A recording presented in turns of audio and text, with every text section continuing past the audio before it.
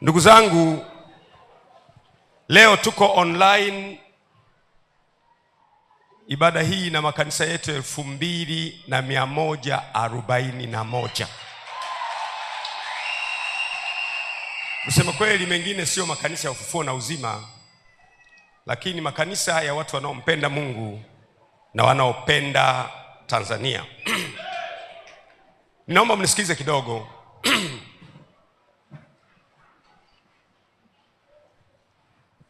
Wiki hii nilifanya press. Niliita waandishi wa habari. Nitaka kuzungumza nao kwa habari ya utekaji, kupotea kwa watu katika nchi yetu ambako kumezidi sana. Na nikazungumza mambo machache sana. Nikasema kwamba watu wanapotea sana, na hatujui sasa nani anayefuata kwenye kupotea. Unaweza kunyamaza, kumbe unafuata wewe. Na nikasema kwa ufupi kwamba nashauri mambo kadha wa kadha. Kwanza ndio shauri ni kwamba viongozi wa vyombo vya dola, kwa maana ya mkuu wa jeshi la polisi na wasaidizi wake wote walio chini yake, mkuu wa idara ya usalama na walio chini yake wote, mkuu wa jeshi la wananchi kwa maana ya TPDF, CDF na walio chini yake wote, mkuu wa jeshi la magereza na walio chini yake wote, mkuu wa jeshi la uhamiaji na walio chini yake wote. Nikasema kwamba hawa kimsingi huwa wanateuliwa na Mheshimiwa Rais au na taasisi ya rais. Na nini kimetokea? Hawa watekaji wanateka watu, hawapatikani. Nakuta mama analia, baba analia, familia inalia, nchi inaomboleza kwa sababu ya watu kuwa wanatekwa, wengine hawajapatikana mpaka leo. Nikatoa orodha ya watu 83 ambao wengine wametekwa hawapatikani kabisa, wengine wametekwa wakapatikana, wengine hawajulikani. Kwa kati ya hao kuna watu ambao wametekwa hawapatikani, na kati ya hao kuna missing persons ambao hawajulikani wamekwenda wapi.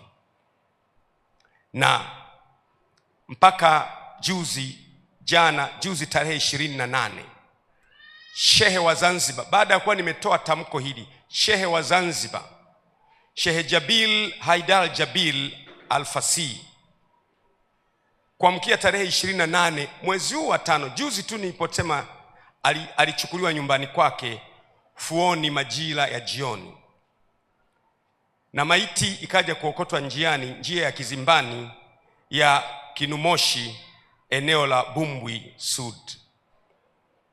Huyu Shehe Jabil ni muumini wa msikiti wa Ijumaa wa Marindi, naye ameondoka. Lakini tarehe 23 Machi ameondoka pia mjumbe wa halmashauri kuu ya CCM kule Mwanza, naye ameondoka tarehe 23 Machi, hajapatikana mpaka leo. Kwa hiyo watekaji wanateka mwana CCM, wanateka kiongozi wa dini, wanateka mwananchi wa kawaida. Juzi tu mmeona kiongozi wetu Padri Father na Padri Kitima, ambaye pia ni katibu wetu wa teki, alivamiwa na watu, akapigwa, akaumizwa, na wale watu walikuwa na nia ya kumuua kabisa, akasurvive. Katekista wetu mwingine kule naye kavamiwa, naye kapigwa, kaburuzwa. Muda usingetosha kuleta mtu mmoja anaitwa Mdude kule Mbeya, watu wameingia nyumbani kwake, wamevunja mlango, wamemburuta, wameondoka naye, hajapatikana mpaka leo. Kwa hiyo watekaji wanateka mwana CCM, wanateka kiongozi wa dini. Unapochukua shehe, unamchukua nyumbani kwake, anakwenda anaokotwa, ameuawa. Hatujui nani atakayeuawa baadaye. Nataka nisisitize, Chama cha Mapinduzi ambacho wahasisi wake ni Mwalimu Julius Kambarage Nyerere pamoja na Abeid Aman Karume, chama hicho hakikubali utekaji. Hakikubali utekaji. Narudia tena, chama hicho, Chama cha Mapinduzi, hakikubali utekaji. Na mimi mpaka sasa ni mwanachama wa Chama cha Mapinduzi. Naungana na waasisi wetu Mwalimu Julius Kambarage Nyerere pamoja na Aman Abeid Karume na viongozi wengine wote wa Tanzania waliowahi kutawala nchi hii, akiwemo Ali Hassan Mwinyi ametangulia mbele za haki, akiwemo Benjamin Mkapa ametangulia mbele za haki, akiwemo Jakaya Mlisho Kikwete ambaye tuko naye leo, akiwemo John Pombe Magufuli na viongozi wengine wote. Hawa wote hawajaasisi chama cha kuteka watu, na CCM sisi si watekaji, na anayeteka watu anateka kwa nia yake yeye mwenyewe. Mmenisikia ndugu zangu? Mpaka leo mimi ni mwanachama wa CCM ambaye hataki utekaji.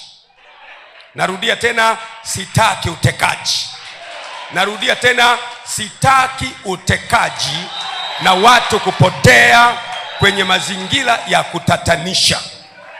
Sasa yeyote anayenipinga mimi, ninyi mtajua maana yake.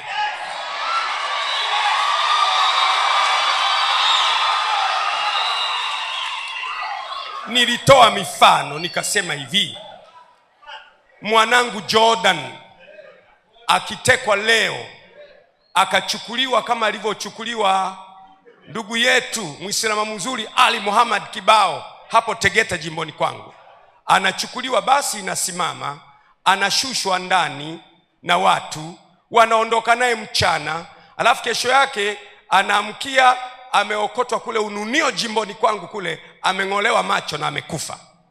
Nikasema akifanywa hivyo mwanangu Jordan, akachukuliwa na watu mchana, akaenda kung'olewa macho, nitajisikiaje? Na nikasema akichukuliwa rafiki yangu, ndugu yangu Abdul, mtoto wa Mama Samia Suluhu Hassan, mwenyekiti wangu wa Chama cha Mapinduzi, akachukuliwa yeye akaokotwa amekufa, ameng'olewa macho, utajisikiaje? Na naongezea leo, akichukuliwa mtoto wa Jakaya Mlisho Kikwete, akaenda akang'olewa macho,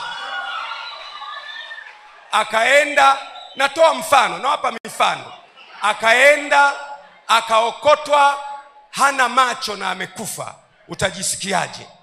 Akichukuliwa mtoto wa Alhaji Ali Hassan Mwinyi, akaenda akaokotwa kesho ameng'olewa macho amekufa, utajisikiaje? Hivyo hivyo mtoto wa Majaliwa, hivyo hivyo akichukuliwa mtoto wa John Pombe Magufuli, akaokotwa amekufa. Leo kwa nini hatuoni kilio cha hawa watu wanyonge, wenye dhiki, wenye tabu, wenye matatizo, waliochoka? Mimi nitalisimamia mpaka mwisho. Nitalisimamia na kuhakikisha utekaji umehama katika nchi. Narudia tena, CCM sio watekaji na sio chama chenye sera ya kuteka watu. Kama kuna mtu anateka yeye mwenyewe, sio kwa niaba ya Chama cha Mapinduzi, ni kwa maslahi yake yeye mwenyewe. Mmenielewa? Mmenielewa? Sasa kama nimeongea mimi, alafu kesho shehe kachukuliwa nyumbani kwake, watu wamekuja na Noa, wameondoka naye, kaokotwa amekufa baada ya masaa 2-3, nani anayefuata baadaye? Na kwa sababu hiyo mpaka terminology imezaliwa. Nikasikia terminology inaitwa Gwajimanization. Tumepata neno mpya kwenye ulimwengu wa kisiasa, linaitwa Gwajimanization.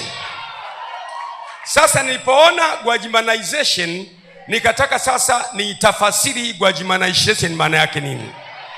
Gwajimanization au Gwajimanizing ni ujasiri usioteteleka wa kusema kweli,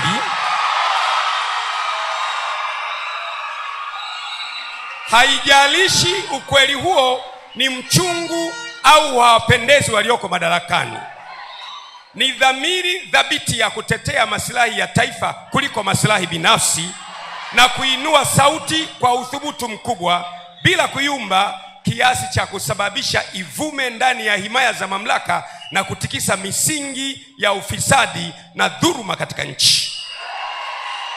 Na kama hii ndiyo maana ya Gwajimanization, basi naipokea kwa mikono ya shukrani, na ningependa kila mtu awe Gwajimanized.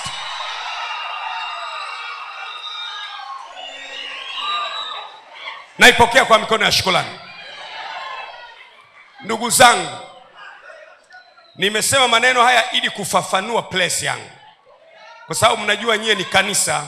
Wale walio mbali mmesikia askofu wenu anatajwa kwamba ana Gwajimanize. Gwajimanization kwa maana hii sasa nakubali kweli, ningependa kugwajimanize, kwa maana ya ni ujasiri usiotetereka wa kusema ukweli. Haijalishi ukweli huo ni mchungu au hawawapendezi walioko madarakani. Ni dhamiri thabiti ya kutetea maslahi ya taifa kuliko maslahi binafsi, na kuinua sauti ya uthubutu mkubwa bila kuyumba kiasi cha kusababisha ivume ndani ya himaya za mamlaka na kutikisa misingi ya ufisadi na dhuluma katika nchi ya Tanzania. Gwajimanization. Nani angependa awe Gwajimanized hapa? Piga kelele, sema ya. Naomba ukae.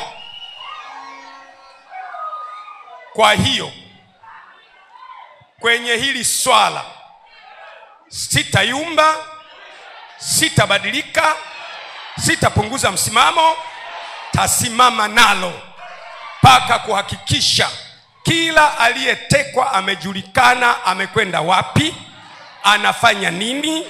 Na wale missing persons, kuna wengine wanaitwa missing persons ambao wenyewe hawajulikani wako wapi, lazima tuhakikishe na wao wanapatikana. Sasa ndugu zangu, vaeni silaha kamili za Bwana ili muweze kushindana siku ya uovu, kwa maana kushindana kwetu sisi si juu ya damu na nyama, ni juu ya falme na mamlaka na wakuu wa giza na majeshi ya pepo wabaya katika ulimwengu wa roho. Tutashindana na tutashinda. It is in this time we refuse abductions in our country, disappearances in our country. We will never take abductions and disappearances in a country, Tanzania, as a normal matter. We refuse to do it. And I, as a Tanzanian, will never swallow that people are abducted and everybody is silenced. Silence means granting access to evil. Silence means comfortable. Silence means go ahead. I refuse to be silenced. I refuse to be silenced. I refuse to be silenced. Hebu sema kwa sauti, Tanzania ni yetu sote. Sema Tanzania kwanza, yeyote yule na wowote wale na lolote lile linafuata baadaye. Ushauri wangu mwingine ukawa, kwa mfano, ikiwa, narudia tena, ikiwa, sema ikiwa. Kwa sababu watekaji wengi hawa hawajapatikana, na mimi nikasema mimi haiwezekani watekaji wawe vyombo vya dola. Nikasema watekaji sio polisi, kwa sababu polisi hawezi kwenda kumchukua mtu mahali na akajitambulisha polisi alafu mtu huyo akaokotwa ametupwa boda. Kuna yule yule kaka wa Kenya Boniface Mwangi. Kuna yule dada wa Uganda kaka Boniface Mwangi wa Kenya, na yule dada wa Uganda yule Agatha Tuhaile. Haiwezekani, wale si polisi. Polisi wa kwetu ni competent. Sema tena competent. Wale sio idara ya usalama. Idara ya usalama ya kwetu ni competent. Wala sio jeshi la wananchi, wala sio magereza, wala sio uhamiaji. Sio. Bila shaka inaweza kuwa, hebu sema inaweza kuwa, kuna kakikundi fulani ambako kenyewe kanakuwa kanawachukua watu kwa maslahi ya mwanasiasa fulani. Ndiyo maana nikapendekeza kwamba wakuu wa vyombo vya dola, wa kwanza, wa pili, wa tatu, wa nne, wale ambao wanapatikana kwa influence ya taasisi ya rais, ndiyo rais awe anawachagua. Lakini akitaka kuwatoa, apeleke hoja kwenye kamati ya ulinzi na usalama na mambo ya nchi za nje ya bunge, ili wabunge tuone huyu mkuu wa chombo cha dola asije kuwa anatolewa kwenye nafasi yake kwa sababu ametetea masilahi fulani ya taifa, ili kwamba taifa liwe salama, ili vyombo vya dola wawe na uwezo wa kutulindia maono zetu siku zijazo. Na nasisitiza, huo ndio ushauri wangu wa kukomesha watekaji. Kwa sababu chombo cha dola, kwa mfano, natoa mfano, kwa mfano chombo cha dola kimeona kumbe anayeteka watu ni kakikundi kale. Alafu chombo cha dola kikaenda, kumbe kakikundi kale ni kakiongozi fulani wa kisiasa. Katashindwa, kwa sababu mtu anaweza hata awe polisi au idara ya usalama au magereza au jeshi la wananchi au hamiaji, ni binadamu aliye na roho, ana moyo. Akiambiwa utafukuzwa kazi, ana familia, ana watoto, ana maisha, ana mama yake, ana baba yake, utaogopa. Akifukuzwa wa kwanza, wa pili, wa tatu, wa nne, wa tano, atakayekuja atakubali. Nikashauri kwamba ni muhimu sana, ndiyo ni ushauri. Na mimi nashangaa kwa nini watu wanapiga kelele na ushauri. Kwa sababu ushauri unaweza kuukataa au unaweza kuukubali. Nilitegemea mtu aseme tu kwamba tumekataa ushauri wa Gwajima. Ni ushauri. Ni ushauri. Aseme tumekataa ushauri wa Gwajima, simple. Na ukiukataa ushauri wangu, mimi nimetumwa na Mungu kwenye hii nchi. Na safari hii ndio mtajua kwamba Mungu amenituma. Narudia tena. Mungu hatumi watu wazuri sana. Hatumi watu wenye sura nzuri sana. Hatumi watu wanaovutia sana.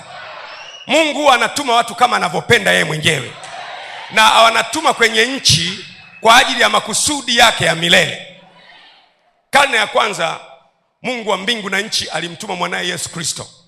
Akaja hapa duniani. Ni binadamu 100%, lakini ametumwa na Mungu.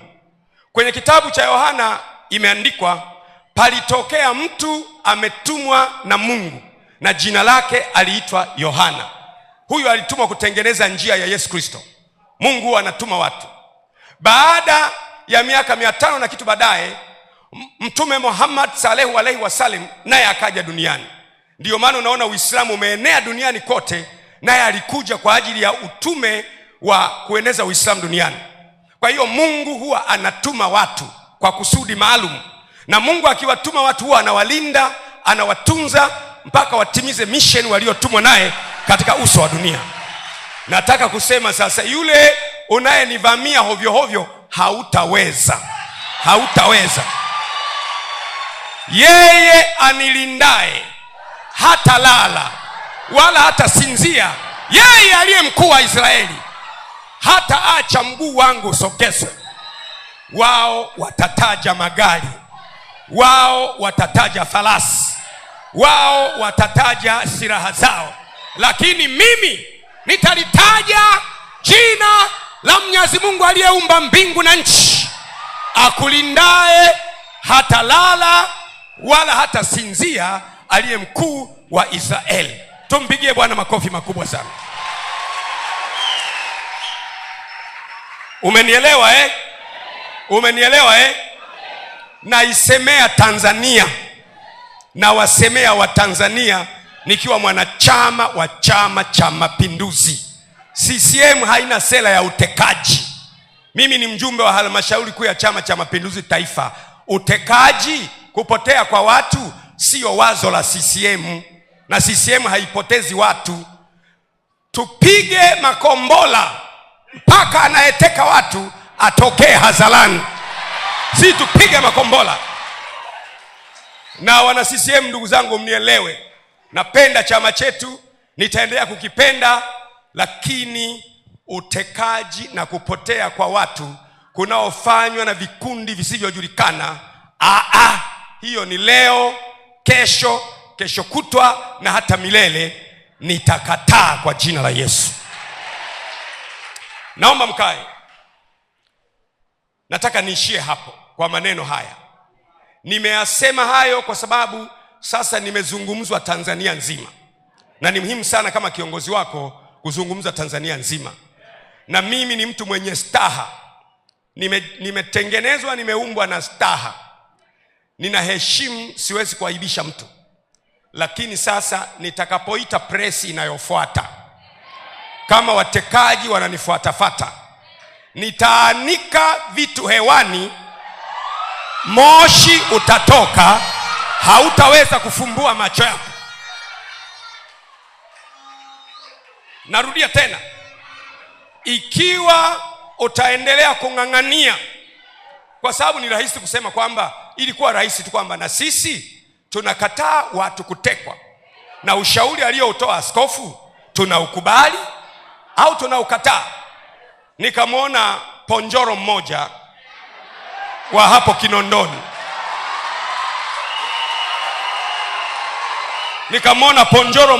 Kinondoni, ambaye kazi yake ni kuchezesha kamari, ambaye hata Mwenyezi Mungu Subhanahu wa Ta'ala hapendi mambo ya kamari. Na yeye eti anaongea, anasema Gwajima anasema mtoto wa watu. Mimi nimetaja watoto wa wote. Nimetaja mtoto wangu Jordan, nimetaja mtoto wa Majaliwa, nimetaja mtoto wa Samia Suluhu Hassan, nimetaja mtoto wa watoto wa watu wengi. Eti yeye anaumwa na mtoto mmoja tu. Eti yeye ni mtoto mmoja tu. Sasa nisikilize, ponjoro wa Kinondoni, nikikuamkia wewe utabaki vipande vipande, kwa maana ya nikikusemesha Kinondoni yote itakukataa na utanuka kinyesi. Tulia, kaa kwa kutulia. Hapa unaongea na jasusi la mbinguni.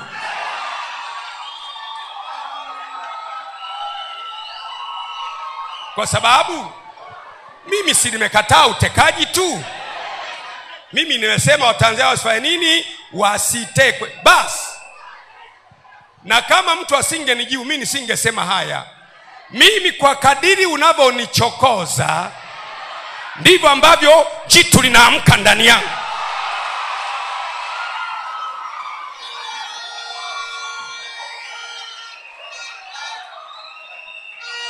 Na Chama cha Mapinduzi, Gwajima ni hazina yenu. Gwajima ni hazina yenu ya CCM. Mnaye mtu ambaye hamjamjua bado. Narudia tena, you have a person that you don't understand yet. Hamjamjua bado. Mtu mliye naye ni mtumishi wa Mungu wa wote, na anatakiwa afanye mapenzi ya Mungu kwa wote. Na saa imetimia. Naam, atukuzwe mwana wa Adamu. Tumpigie Yesu makofi makubwa kabisa.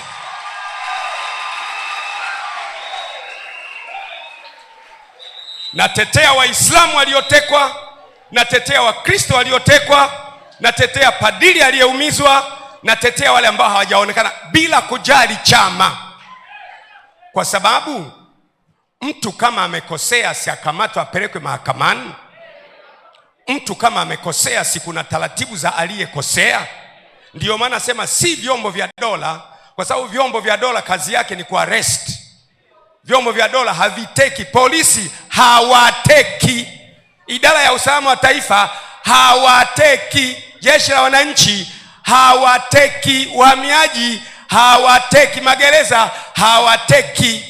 Bila shaka kunaweza kuwa, mwambie mwenzao, kunaweza kuwa na kakikundi fulani ambako haka ndio nakatumia message kwamba kila silaha utakayofanya haitafanikiwa juu ya taifa la Tanzania katika jina la Yesu.